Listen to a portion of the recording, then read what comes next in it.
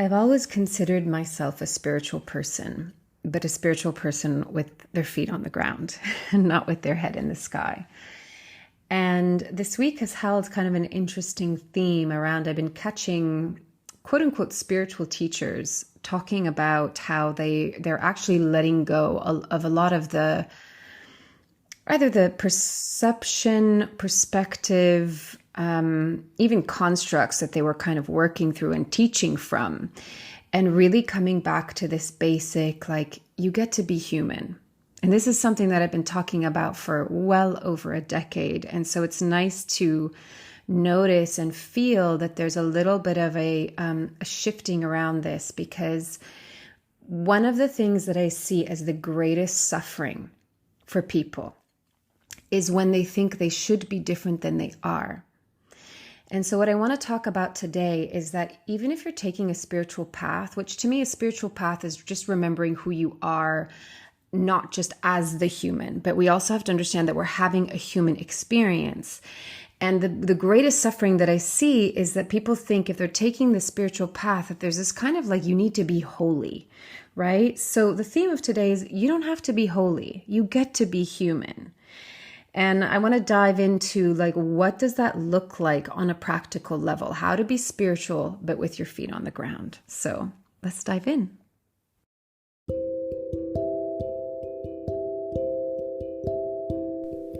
This is Corinne Bloom, and you're listening to Raw Conversations.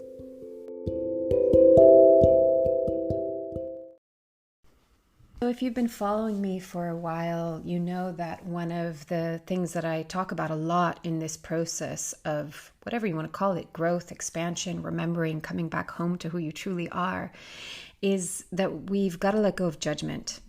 And actually the way that we let go of judgment is that we embrace it too. So, I talk a lot about embracing your fear, but really embracing any of the parts of you that you feel you shouldn't have. You shouldn't have judgment. You shouldn't have envy. You shouldn't have sadness. You shouldn't have depression. You shouldn't have anger. All of the things that you think you shouldn't have, those are the very things that you need to turn towards and embrace. Because I know I've talked about this before, but we have to really look at it as from the perspective of, why are we designed this way? Why do humans have emotions? Why would, if you want to look at it from a universal perspective, that Creator doesn't create mistakes, right? There is no real flaw, you could say.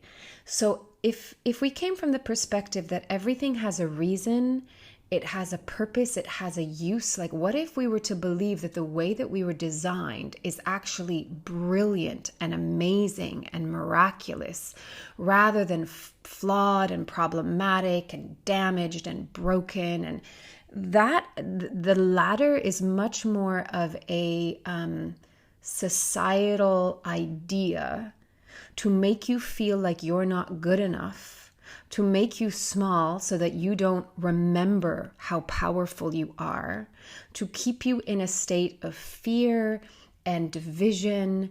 And in that way, you're more easily controlled, and I don't want to go down too many rabbit holes. But the point is that we're not, I don't even like using the word potential, but we're not being allowed to live in our potential, but our potential actually just is who we truly are. And so the thing is, there's so much focus on everything that you think is wrong about you, that you've been told is wrong about you, that is bad about you. And then you slide in spirituality that is expecting you to reach this bar that is almost basically impossible to reach and to get to. And both, the result of both is, you're not good enough. You're not good enough by a society that says that you are vermin on this earth, right? At its worst. And you're not good enough in the spiritual world, or like a part of the spiritual world, I don't want to generalize too much, that says that you need to be this like non-human perfected entity, right? Now, in other dimensions, if we're kind of more in a light body, or if we're in a higher frequency and we're outside of duality, then yes, we might be more naturally empathic or compassionate, or what spirituality would deem as holy. But what would be the point of coming down onto this planet into now I think we're shifting out of third dimension, but we've been in third dimension. What would be the point of coming here and having a human experience if the whole, kind of goal was to transcend it? That to me has never made any sense whatsoever. And it's why I haven't related to the word transcend. I get it. I get why it's there. But I really believe in the only way out is in and through.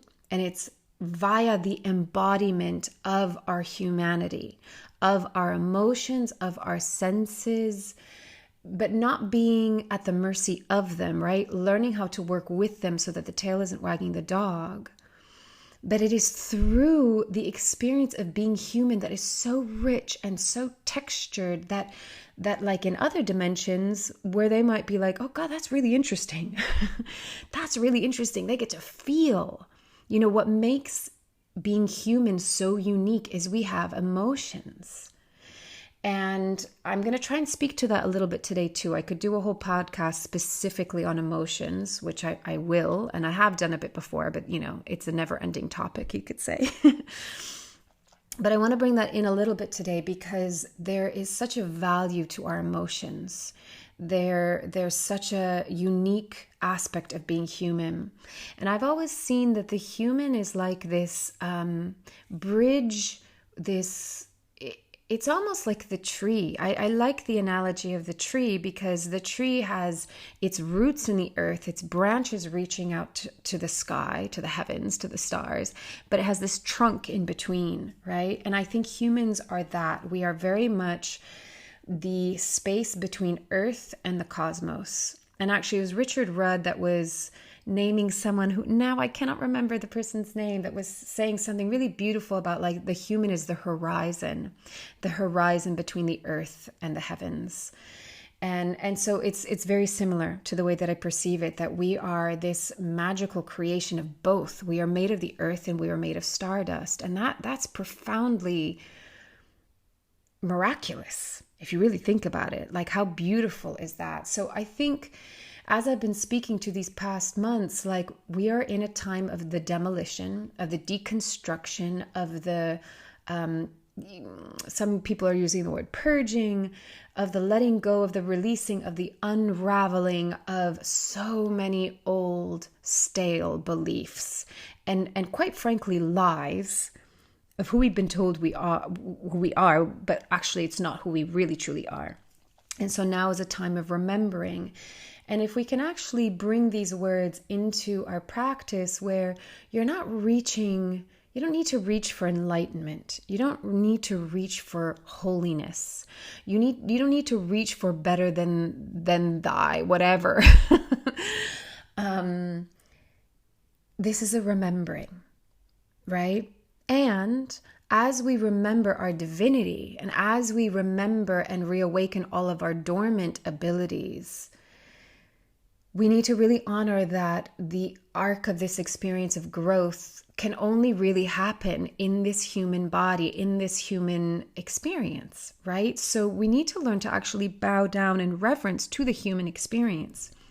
And sometimes the human experience is painful and it's challenging and it's hard and it's ugly and it's lonely, all of these things, but it is an amazing vehicle and catalyst for self-discovery and exploration. And this to the soul is very, very interesting. I do think that as I've shared, and I was listening to a beautiful conversation with Richard Rudd, and I so resonate with his perspective. It really feels so much in alignment with what I share. He's just a beautiful, beautiful human being. And he speaks similarly to, we get to be human. We get to be human. And it's amazing. And you don't have to be perfect being human, but everything in kind of balance, right? So he loves fine wines. I personally can't drink anymore because it makes me feel like absolute hell on earth. But he's talking about how there are these pleasures as, being human and on this planet that, you can use it almost like in a poetic way, in a ritualistic way, where you can enjoy it, but not abuse it, right? But also we don't have to become this kind of holier than thou. I can't do this, this, and this, and this, because those are all sinful, right? So much also is, what is your intention? I say a lot to my clients, it's less about the action and it's more about the motivation that drives that action, the intention that drives that action. Can make all the difference in the world, right?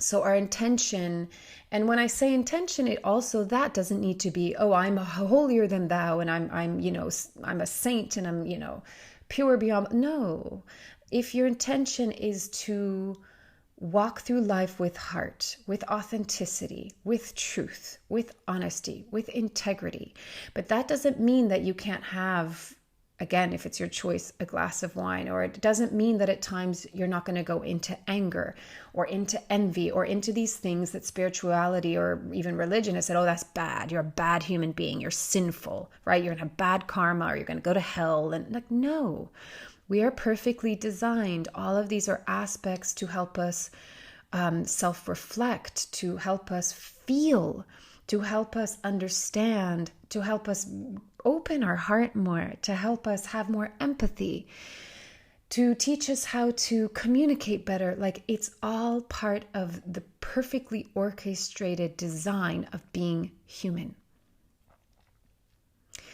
So like, if we can let go of this idea that to be human is a bad, flawed, terrible, sinful thing, that is just such a bullshit story that has kept us in this karmic loop of suffering.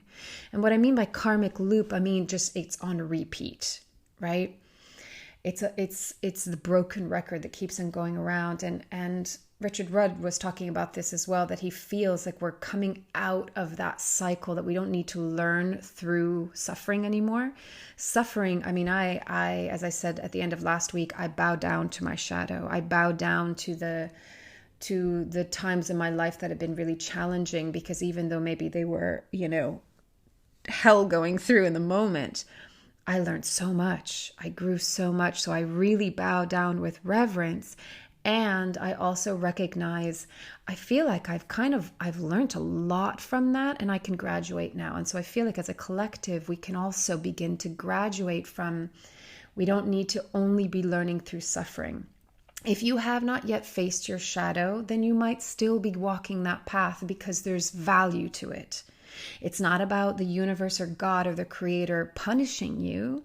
It is a catalyst for growth and self-revelation and reflection. And if you're trying to get rid of or transcend the shadow, guess what? You're going to be caught in that loop until you see it for the amazing teacher that it is, for the amazing gift that it is. Because out of every shadow, there is a gift. Always. Always. I like, again, what Richard Rudd says is that the shadow is the seed. So that needs to be dark in the soil, right?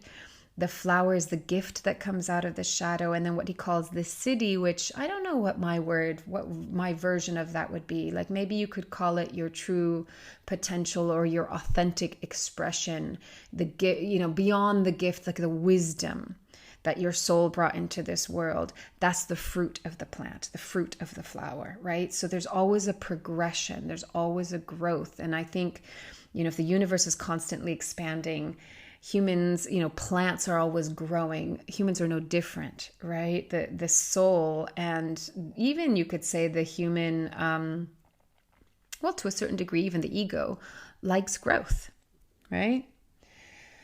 So I think we're moving into a time where we can experience that, but through a greater state of joy and bliss and collaboration and harmony. I was listening to someone last night that was saying that we're coming into the collective, we the people. Like, if you haven't noticed already, most especially in the last 4 years, but you could go back decades and decades and decades, hundreds of years actually, we have been pinned against one another. Everything that has come up as a drama, as a kind of spectacle, as the next event, the next, dun dun dun. If you haven't noticed, it always creates two sides. That is the point of the game. There's always two sides, so that we are Sorry, I oddly got a phone call, so it's disrupted my train of thought, but let's see if I can catch it again. So if you've noticed that there's always a point of division, right? There's always two different sides. And if you think of as within, so without, as above, so below, there's always a point of reflection, right? So if there's always this division outside of us, and this is what we've been, grown into or indoctrinated by, or we're influenced by it at the very least, then it makes sense that this is also happening on an internal level, right? So there's a point inside of us that we're always fighting against, that we're in conflict with, in division with. And what does that create in the external world? War, right? War, hatred, disagreement, disharmony, all of these things. And the same thing is then happening inside of us. And yet again, you have this like a type of spirituality that can come in and be like, oh, that's all bad. You need to transcend all of that. You need to be holier than thou. You can't have all of these human flaws. And there's an aspiration to that, but at the complete neglecting of the fact that we're human and we're having this human experience. Okay, we're divine beings, but we're having this human experience. And we cannot transcend. If you really truly want to transcend it, then what's the point of being on this planet, right? So we're back to that. So we've got to recognize how the construct of the world that we're living in can have an influence. And when we recognize it and we can catch it for what it is, you can see the pattern. Like a lot of the work that I do with people is recognizing what is the pattern? What is the pattern that you're in? What are the belief systems that support that pattern? What is the story that comes with those beliefs and that pattern? Where is it stemmed from? Like what is the initial core wound? And when you start to unravel all of that by going directly to the core and understanding that it's just a story, right? And they're false beliefs, and you created a false identity out of those false beliefs, and it's not who you truly are, and it's not what life is truly about, and we're kind of stripping back all of these layers, then you come back to the truth of who you really are, but from a place of acceptance, never a place of like, well, this is bad, you're not good enough, you're not worthy enough, you're not lovable enough. All of these things that we've essentially been taught or made to believe, or whatever. There's so many different angles that we can come from. But coming back into this, like, okay, the moment that we're aware of what is happening, then we actually get to choose. We get to choose, but we get to choose to do it in a way where you don't have to reach for an unreachable bar that is this holier than thou. The way that we actually get to that place of what people call enlightenment, to me, I find that a very tricky word, if I'm really honest. And I think really what we're moving towards is peace. People will say happiness. People will say that being enlightened is that happiness because then we're free of attachment and we're free of, quote unquote, negative feelings. But for me personally, my journey over these last couple decades and beyond has been, my place of peace is when I let go of judgment. My place of peace is when I fully accept, allow, embrace, love, include all parts of who I am, the human and the divine, right? The flawed and the perfect. We're a paradox. We're a complete paradox because we're perfectly imperfect and we're imperfectly perfect, right?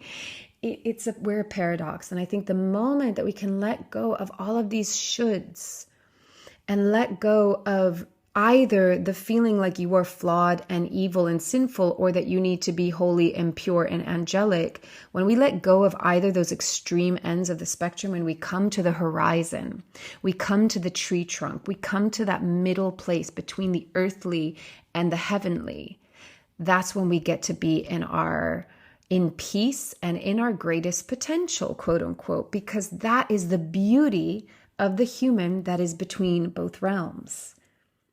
And that's what the magic of being human is. And so to try and not be that, that's so painful, right? That's so painful, because otherwise it's like, well, we might as well not be here. I just think, I don't know. My message has always been, just be you. You get to be you. Now you get to understand and learn and learn how to work with. I don't like the word control. I was going to say, to control your impulses, to control your reactions, but really what it is, it's working with. It's understanding first, why do you have the impulse? Why do you have the reaction? And you make it conscious. This work is making the unconscious conscious, right? And understanding why. There's always a reason for our behavior. So stop judging, stop blaming, stop shaming. There's always a reason. And that reason deserves compassion, and that reason deserves patience, and that reason deserves love and support to be able to transform it. And what we're really doing is we're growing up spiritually. This is the soul evolving. So if you look at this as the school of life, we're also growing spiritually, not just as a human being. But again, this is like the marriage of the two, that as we're growing in years, chronologically, you could say, the human is learning how to go from child to adult.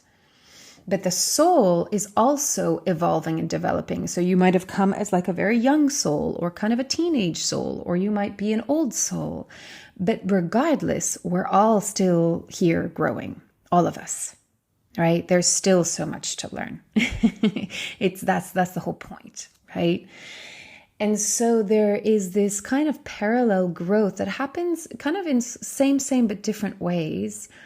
But a lot of what I see when I'm working with someone is that the child in them is still taking over. We're still throwing tantrums, or we're still perceiving things as like the child that needs somebody else to come in and fix and make better, or that they're a victim to and they have zero control of. And I talk a lot about how when we take self-responsibility, that's actually really self-empowering. It's really empowering, because all of a sudden we get to be in the driver's seat. We don't have to be in the booster seat in the back, right? Where we don't get to know where we're going to, we don't get to decide where we're going to drive to. There's a beautiful thing about being an adult, both in human maturity ways and the spiritual adult. And I think that's what we're doing right now. We're letting go of kind of being the metaphoric child, the archetypal child, let's say. And that doesn't mean that we lose our inner child. Our inner child is hugely important. That is something that we have to cultivate a healthy, beautiful, loving, compassionate, caring relationship with our entire life, right? And it's what keeps us young at heart. It's what keeps us remembering the magic of life. Like, that is not something to get rid of. That is not something to outgrow. But the child in us that still wants to throw tantrums and that feels like we are not our own free agent, that's the part that needs to mature. And that takes the adult saying, hey, it's okay to grow up. And now I get to make decisions, and I get to take self-responsibility. One of the things that I've kind of been practicing recently is, how do I tie all of this in together? I've been in this really beautiful kind of miraculous space where I really, went from having a bit of depths of despair for a moment, as I shared, to this crying out for help, literally looking at a point in the room saying, help me.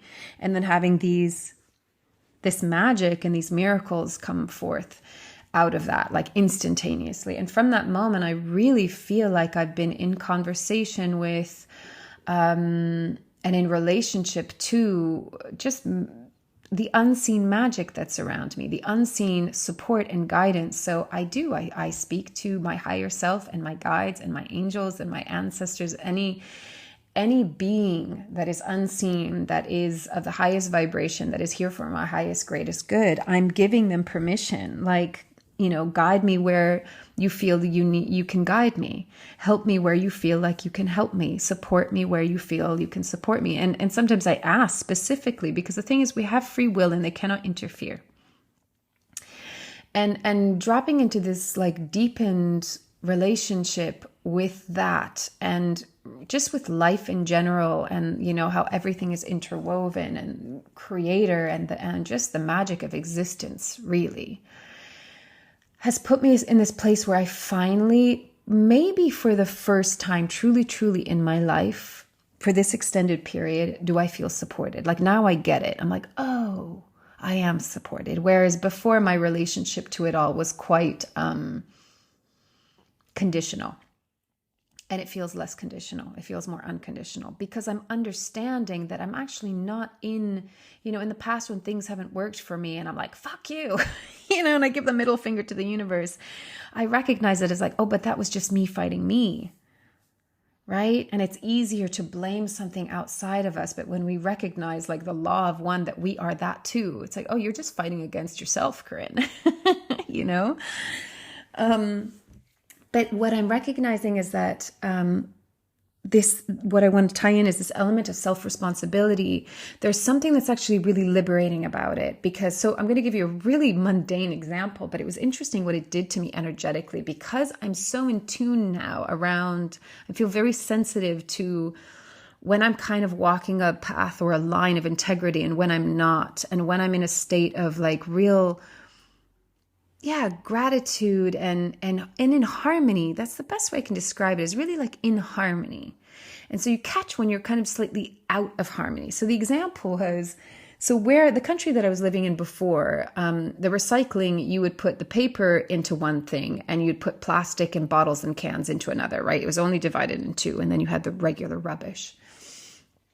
And so that's what I did here. I put all of that stuff in one bag and the rubbish in another bag and the paper in paper. And I went up to the bins and I couldn't quite understand what it was. And so I had everything in a plastic bag. And so I put it in all in one. And then I immediately was like, Corinne, you totally did that out of laziness, because actually you can see that the way they do it here is they separate. I'm still not exactly clear.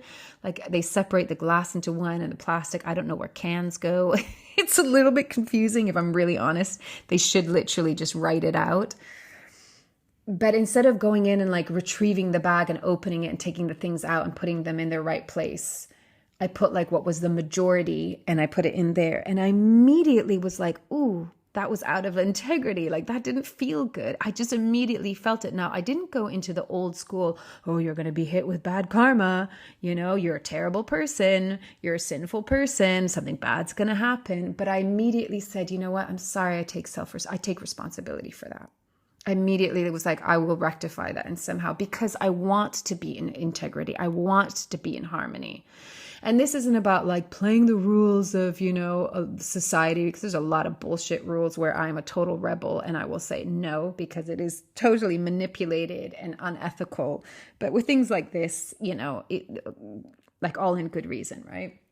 And then what's funny is I went to go get petrol around the corner. So this is like 5 minutes from my house. And then I saw they have like a self car washing area. And I was like, oh, great, amazing. I'm going to do it. And I look into my purse. I'm like, shit, I forgot my coin purse was in another bag. And so I was like, okay, I really would like to go do it. So I'm going to have to drive home, which is, a minor inconvenience, but an inconvenience. And I said right there, I'm like, okay, there's the rebalancing.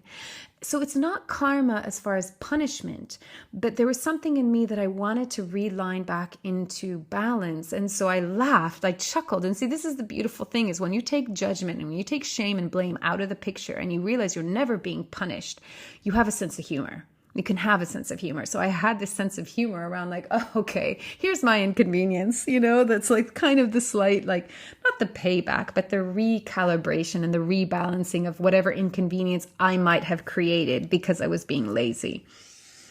Is that karma? I don't know. Is it a reflection? Maybe, because I was looking for it, because I was wanting to come back into harmony and into balance. So I'm just using that as a very mundane example of when we take self-responsibility, what happens is we get out of victim role, so that when something, that we think bad happens to us, we're not going into shame, blame, or like, why is this happening to me? And the universe is punishing me. God is punishing me.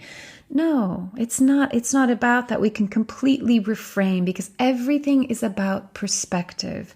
And if you take away the judgment of your humanity, and if you take away the pressure of needing to be holy, you get to just be you, and you get to be there with a sense of humor and lightness. Like, we take this shit all a little bit too seriously sometimes, myself included. I put my hand up. Ooh, I've taken myself very seriously in my life, and I'm learning to have a greater sense of humor. Right? My daughter the other day was really cute. I had washed these trousers like 2 times, hand washed them, because there was some kind of mark stain on it. And I thought I got it, and I was hanging them to dry on the sun, but it's underneath these pine trees. And then I looked over after, and I'm like, oh my God, there's sap marks on them.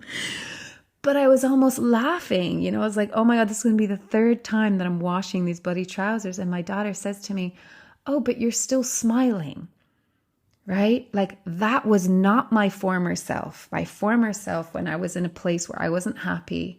And I recognize this about myself. I get much more angry and frustrated and negative and grumpy when I'm in a situation, environment, something that I'm not, it's showing me that I'm not in alignment with this anymore. And so I get much more easily triggered. But when I'm in a place where I feel like I'm nourished, it feels in alignment with me, then I can have a greater sense of humor. And I was like, oh, that's my evolution there. Like, thank you. Thank you to my daughter for reflecting that back to me, that I wasn't like, oh, fuck's sake. This is the 3rd time. What the hell? Like, why did the sap have to fall out? You know what I mean? We do this. And it's kind of comical outside of the moment, but in the moment we can find, it's like the old, you stub your toe in the door and you blame the door, right? It's that kind of relationship that we can have to life. So again, if you go back to everything is beautifully designed and beautifully orchestrated. So let's say you're in a period where, you're feeling really depressed, or you're getting angry and triggered by things. Like, how is this communicating something to you? How is this a messenger? How is this notifying you of something? How is this inviting you to drop into a deeper aspect of you? It's just getting your attention, and then it's inviting you to go into a deeper aspect of yourself and listen. You have to stay still long enough to listen. And then you get to build this like voice in this conversation with your inner self, but also your higher self, and then your guides. And, it gets to like concentric circles. There's a whole field of support around you that you can tap into. But it begins with yourself. It begins with your internal self. It begins with your higher self, right? You've got to love, embrace, hold, be in relationship with your humanity. If you're trying to get rid of it and you're punishing yourself for it, or if you're trying to become holier than thou, you're going to remain in suffering, most likely. So the invitation is to let go of these concepts and ideas and judgments of like what being human is. I even came across this video of Jeff Foster. Actually, I've only ever read his writing, but I just happened to see him speaking on camera, and he was talking about how he used to be a non-duality teacher. And he said he had to quit because he started to realize, he's like, oh, I don't really believe in it. It started to feel like a little bit of a cult, and it was becoming very dogmatic, right? And people were getting very confused. It's like, yeah, we live in a dualistic realm. Can we sometimes perceive things outside of duality? Yes, because that is our soul self. But our human self is still in this dualistic, paradoxical realm. Use it. Work with it. Don't let the tail wag you, but work with it. Right? Don't get rid of it. Don't transcend it. You get to just be human. You get to be in this field, in this dimension where there are certain things that are designed a certain way so that you get to learn, and then you can graduate from it, but it's not at the expense of getting rid of your human self, right? You don't need to be a saint. Actually, what Richard Rudd said that was so beautiful, he said, the saint that remains the saint is actually not as useful to the human as the saint that has fallen. Because the saint that has fallen understands what it's like to be divine, and then understands what it's like to fall into the deepest depths and climb up, you could say, to that place of divinity. That arc, that journey, that cycle is interesting. That cycle creates wisdom. So do not underestimate the power of the night of the dark soul. Do not underestimate the fruit, the wisdom that you will gain and you will be able to harvest when you go through a shadowy period, when you're walking through the night, right? And through the darkness. These are not bad things. Let go of that judgment. Let go of that labeling. We are redefining everything right now. Everything. So you get to choose. You get to choose, do I want to believe in that story anymore? Do I want to believe in that paradigm anymore? Do I want to believe in that construct anymore? Is it serving me? Do I want to remain a victim? Do I want to remain like a child that is helpless and hopeless? No. So you get to choose. And how empowering that is. And your growth and your evolution and your expansion and your quote unquote enlightenment will naturally come as you begin to embrace all things and let go of judgment and let go of the division and let go of fighting against. Like if we want to expand out into the world right now, if you're still in the story of who is more right and who is more wrong, you're still in that division. You're still in hatred. You're still in conflict. And guess what? I guarantee you, you're feeling that also on the inside. You're not accepting all of who you are. And you might be suffering. You might be fighting for world peace, but you're still fighting against yourself on the inside. As within, so without, as above, so below. Right? Comes back to some pretty simple truths. So the invitation is let go of these old definitions that are not serving you. Look at the ways that you're judging yourself. Don't get rid of judgment. Love it. Embrace it. Bring it towards you. Your heart has the capacity. Your heart has the capacity to love all things. Right? So we're building awareness here. We're making the unconscious conscious. And then we are so much more powerful than we believe that we actually can heal. We can shift things. We can change, grow, evolve. We can do that, but we have to do it. We're in partnership. We do have the support if you call upon it. But your first point of contact is yourself. Contact is yourself. So we must begin there. And if your greatest obstacle that you need to move through, in and through, is judgment, then that's where you begin. So this is to be continued, of course. There is no end, there is no one answer, but all of it is there just as an invitation, as a point of self-reflection. Start to notice these things in your daily life. Start to notice how you treat yourself. Do you reprimand yourself? Do you judge yourself? Do you criticize yourself? Do you blame, shame yourself? Or can you go, okay, this is just part of being human. What can I learn from this? What part of me needs to be heard? What part of me needs to be seen? What part of me needs to be understood? How can I sit with it? How can I accept it? How can I allow it, embrace it? How can I love it? That's the path of spirituality. And that just brings you home to who you truly are, which is divine love and compassion. But do not forget that you're having a human experience. And that's a very fun thing, even in its challenges. Don't make it bad. Don't make it wrong. Don't make it sinful. We all chose to be here. We all chose to be human. You can come back as a butterfly next time if you want, but this is a hell of a lot more interesting. But don't make it wrong. There's nothing wrong with you. All right, I'm going to leave it at that. As always, take it or leave it as feels right for you, and loving you from afar.